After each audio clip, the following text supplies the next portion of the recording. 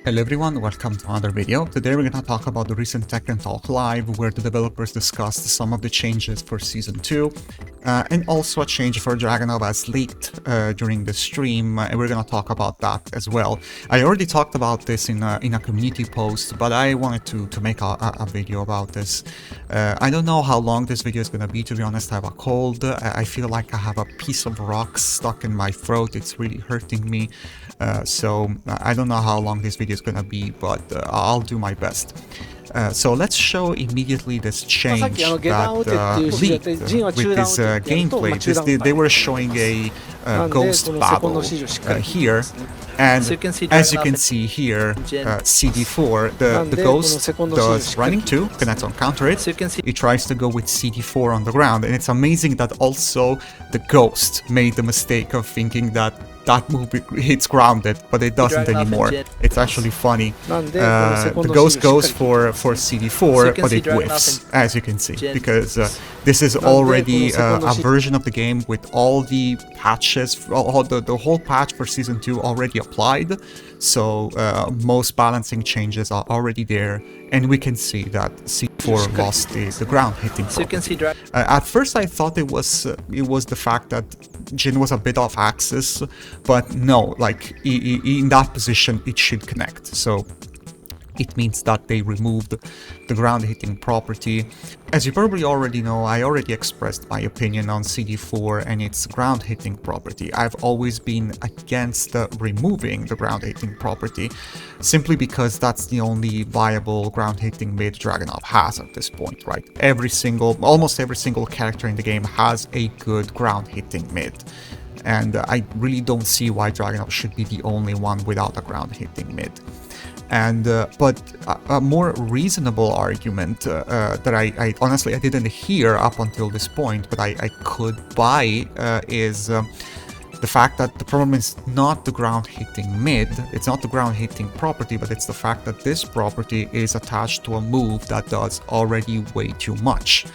And that I can buy it. Like, I understand if you want to try to argue that. Like, the problem is not that Dragunov has a ground hitting mid, because ground hitting mid exists since the beginning of time, and basically almost the entire cast has a ground hitting mid, one way or another.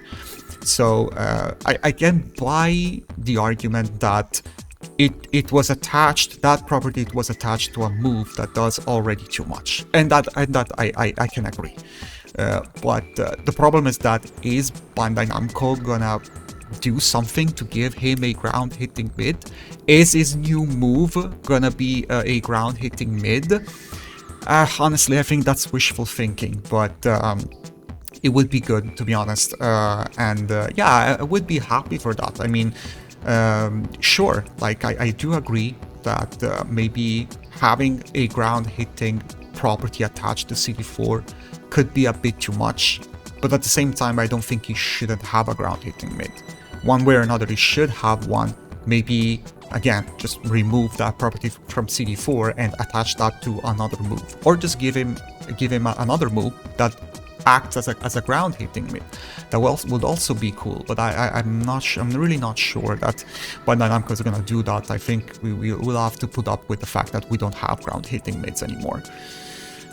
But yeah, I'm really, again, I really don't like that. I really dislike that. We still need to see the whole patch. I don't think that that's all. I think we're gonna get more nerfs. I honestly, I'm not even that sure that we're gonna keep the plus frames on CD4.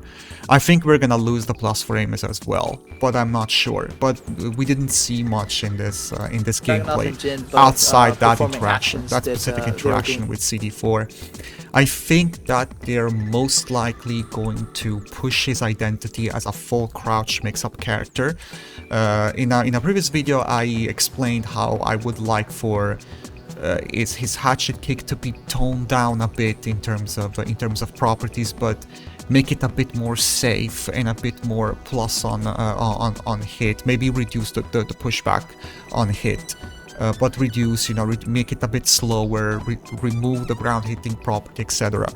But honestly, I don't think they're gonna do that at this point. I think they're gonna push this new full crouch mix-up identity for Dragunov with full crouch down for 1-4, especially now that as we saw in this Tekken talk as well, now hit engagers, they will give you the ability to recover in crouch. They did that for Anna, but this is gonna be very good for Dragunov as well, because now we can do full crouch down for 1-4 after a hit engager.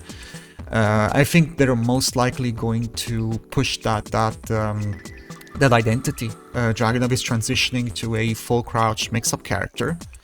And honestly, I think at some point we will have to get running 2 recovering in crouch if that's how they want to balance Dragunov in the future, because like running 2 is his most important tool, but it doesn't really complement with his strongest low, which is full crouch down for 1-4.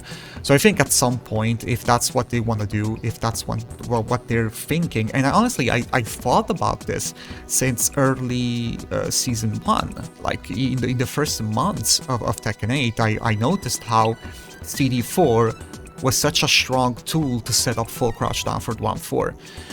And yeah, it felt like they were trying to push a full crouch mix-up identity on Dragunov rather than, letting him use the hatchet kick. I don't know why they decided to give him a hatchet kick to begin with.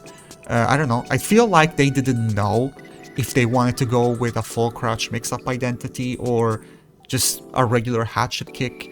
And I guess then they decided, no, you know what, let's kill switch hatchet kick, which is basically what they did.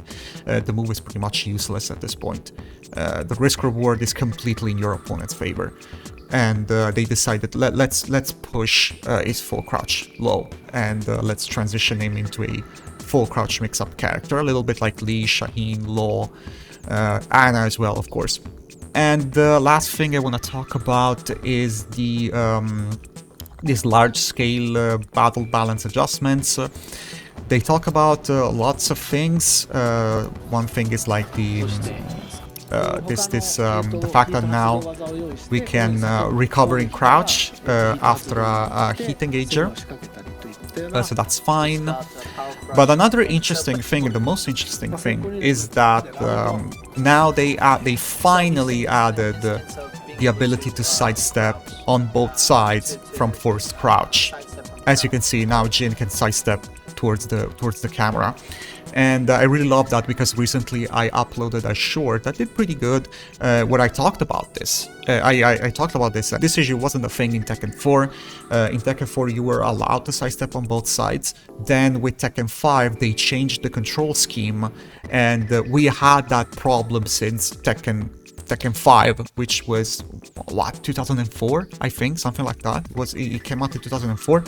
So it basically took them 20 years to fix this issue, but they're finally fixing it. And I think that's also something that should make you think about Tekken 8 in a better light. I always hear a lot of negative things about Tekken 8, but honestly, this is the game that after 20 years of neglecting this issue, they finally fixed it.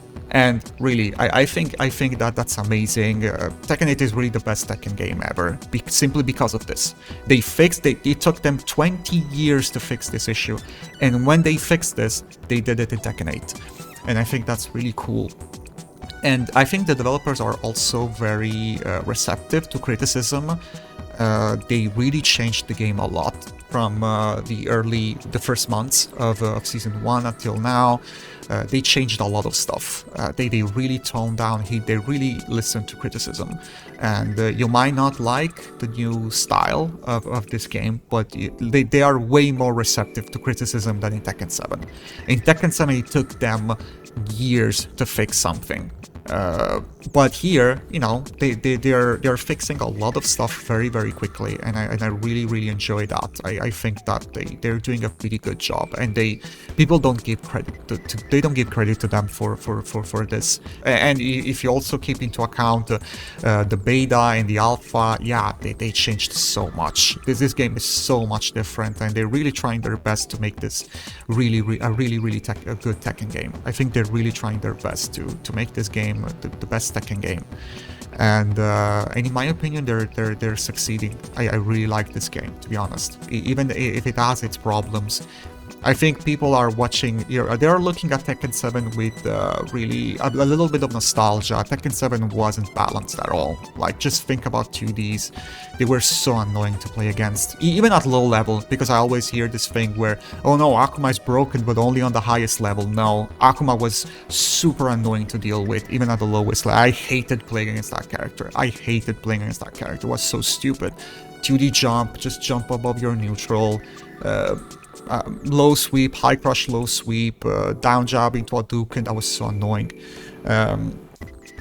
But there's nothing even remotely comparable to that in Tekken 8.